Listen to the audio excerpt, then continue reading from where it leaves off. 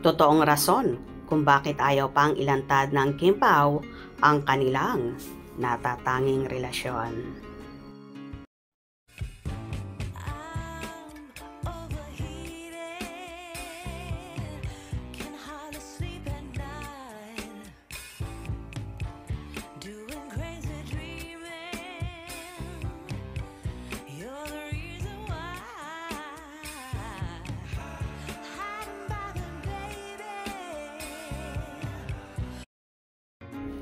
Ano nga ba ang rason or matinding dahilan kung bakit ayaw pang umamin ng tambalang Kim Pao ni Kim Chiu at Paolo Avellino sa kanilang totoong relasyon sa publiko? May bumabagabag ba sa dalawa kaya ayaw pa nilang lumantad? Lalo pat may basbas naman ang management nila ang tungkol sa kanilang relasyon at anytime ay pwede na silang umamin sa madlang people. Isa sa pinakamabigat na dahilan na binanggit ay ang lumalaking tension at pag-aalala ni Paolo Avellino. Kilala si Kim Chiu o mas kilala bilang Chinita Princess sa kanyang stunning beauty at magnetic personality.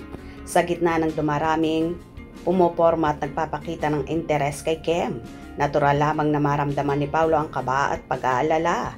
Ayon sa mga commentator, ang isang opisyal na pag-amin ay hindi lamang magpapatatag ng kanilang status sa isa't isa, kundi magbibigay din ng protection kay Kim. Ito ay isang pagpapakita ng commitment na magbabawas sa mga pag-aalala ni Paolo at magbibigay linaw sa lahat ng admirers na may reserve na ang puso ng Chinita Princess. Ang pag-amin ay isa ring act of respect sa kanilang sarili at sa kanilang fan base. Sa loob ng maraming taon, patuloy na binabato ng mga bashers si Paolo Avellino na mga negatibong issue tungkol sa kanyang nakaraan. Ngunit malinaw na ipinagtanggol ni Ms. Darla at ng marami pang insiders si Paolo. Hindi magiging hadlang ang past dito ni Paolo. Naging mabuting amayan simula pagkabata ni Aki.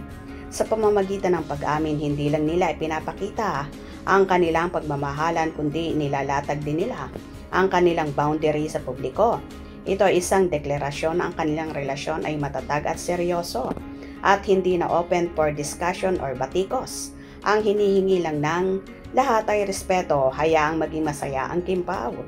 Ang pinakamatamis na bunga ng pag-amin ay ang kasiyahan ng fans. Ang mga taga-suporta ng Kim Pao ay matagal nang naghihintay. Sabi ng isang komento, deserve din na malaman ng buong fans. Mas gaganahan sila. Alam na may happy ending, hindi yung love thing lang. Kung masyado nang obvious kung paano sila mag-e-effort sa isa't isa, mula sa kanilang sweet gestures hanggang sa kanilang on-screen at off-screen na moments, bakit hindi pa tuluyang isigaw sa mundo? Ang pag-amin ay magpapalakas sa moral ng kanilang fan base, magbibigay ng kilig overload na matagal nang inaabangan at magpapatunay na ang magic sa screen ay totoo pala sa real life. Higit pa rito, ang excitement na ito ay umabot na sa ibang bansa. Napabalita na excited ang mga fans sa tour nila sa Canada sa Asaf Live.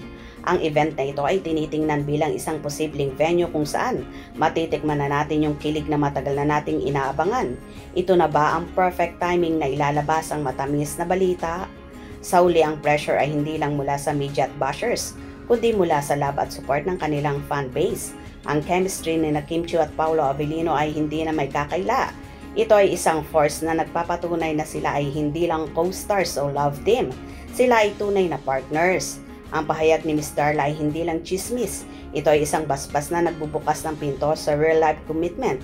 Kung ang lahat ng reason ay present na at kung ang fanbase ay naghihintay na ng kanilang happy ending, ano pa ang hinihintay ng Kim Pao? Sa paglapit ng kanilang Canada tour at sa patuloy na pag-iingay ng social media, ang tanong ay nananatiling, maging kayo ba ay abangers na rin sa pag-amin nila? Manatiling nakaabang dahil tila handang-handa na ang Chinita Princess at si Paolo Avellino na ibigay ang kilig overload na matagal nang hinihingi ng buong Kim Pao Ladya.